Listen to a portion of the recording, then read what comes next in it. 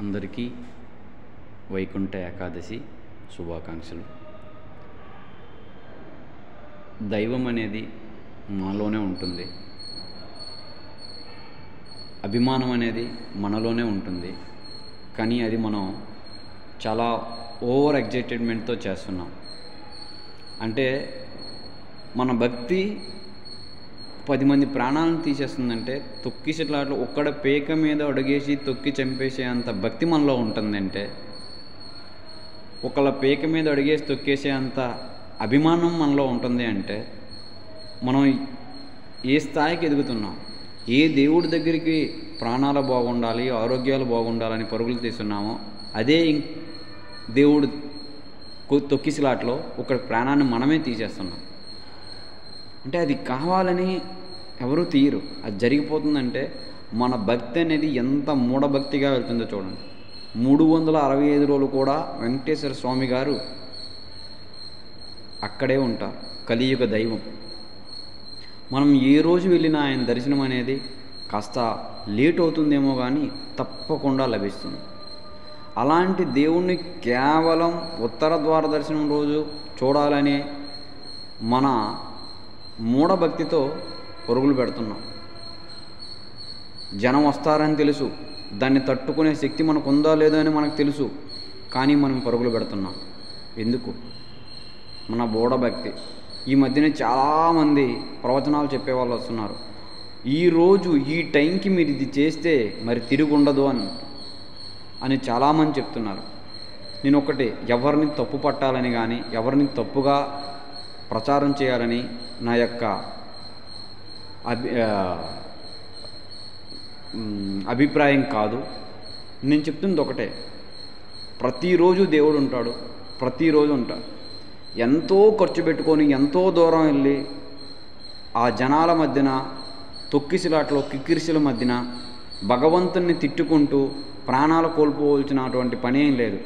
మనస్ఫూర్తిగా దేవుడు ఎక్కడున్నారో మీలో ఉన్న ఇంట్లోనే కూర్చొని చక్కగా దండం పెట్టండి. ముగ్గురికైతే ముగ్గురికి, 5గురికైతే 5కి, 10 మందికి అయితే 10 మందికి. ఆ రోజు మీరు ఆ పూట రోడ్డు పైన ఉండి అలమటిస్తున్న, ఆకలితో అలమటిస్తున్నటువంటి వ్యక్తులకి మీరు ఏమైనా సహాయం చేయగలిగితే కాస్త అన్నం పెట్టండి. మీరు ఏదైతే వైకుంఠ ఉత్తర ద్వార దర్శనం కోసం ప్రోకలాడుతున్నారో దానికంటే మహాపుణ్యమైనటువంటి పుణ్యం మీకు లభిస్తుంది. ఏ తొక్కిసలాట్లో మీరు కిక్కిరిసుకోవాల్సిన, ప్రాణాలు కోల్పోవాల్సిన పని లేదు.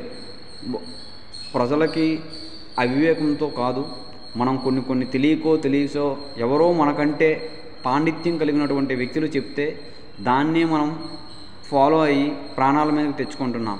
పలానా రోజు పలానా తేదీ నాడు పలానా టైంకి మీరు గుడిలో దీపం పెట్టండి అనేసరికి జనరల్గా మామూలుగా గుడికి వెళ్ళిన రోజు అక్కడ ఎవడూ కనబడ్డు, కానీ ఆ రోజు పలానా గుడిలో పెట్టండి అంటే మరి మామూలుగా కాదు. అసలు ఆ రోజు పనులు మానుకొని మరి వచ్చి మరి ప్రాకులాడు తొక్కిసలాట మరి ఇంకా అనకూడదు. కానీ నేను ముందు అంటే అక్కడ బూతులు కూడా మాట్లాడుకుంటున్నాం. మహాయోగ్యత కలిగినటువంటి మన వ్యక్తి ఎక్కడుందండి? ఇటు పోతుంది, ఇటు పరుగులు తీస్తున్నాం. అదేవిధంగా ఈ మధ్యన యువత ఒక అభిమానమైనటువంటి హీరో వచ్చారంటే ముందు ఏమవుతున్నాడు, కాలు ఇరిగిపోతుందా, చెయ్యి ఇరిగిపోతుందా చూడకుండా వాడి అభిమానం కోసం, వాళ్ళ అభిమానం కోసం ప్రోకలాడుతున్నాం చూడండి. అంటే ఒక వ్యక్తి అని చెప్పట్లేదు, అందరము ఒక వ్యక్తి మీద అభిమానం ఉంటూనే ఉంటుంది.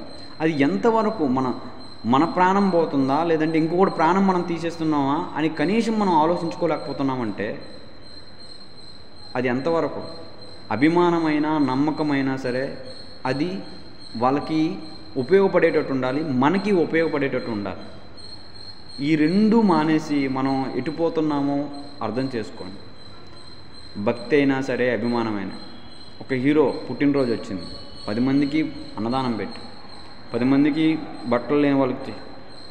కొంతమంది పేద పిల్లలు కాంపిటేటివ్ చదువుతుంటారు, ఒక పూట తింటే ఇంకో పూట తినరు పాపం. వాళ్ళు ఎంత కష్టం ఉండదు తెలుసా?